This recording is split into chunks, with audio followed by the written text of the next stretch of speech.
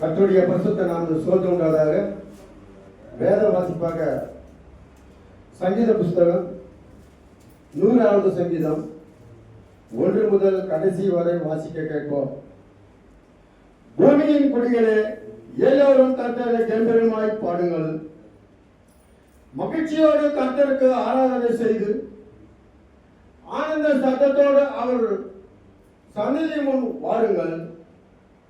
கர்த்தரே தேவன் என்று அறியுங்கள். நாம் அல்ல, அவரே நம்மை உண்டாக்கினார்.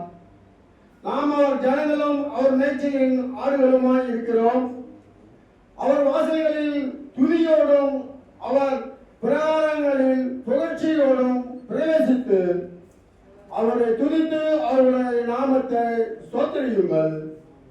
கர்த்தர் நல்லவர், அவருடைய கிருபை என்றென்றைக்கும், அவருடைய உண்மை தலைமுறை தலைமுறைக்கும் உள்ளது என்றார் என்பது.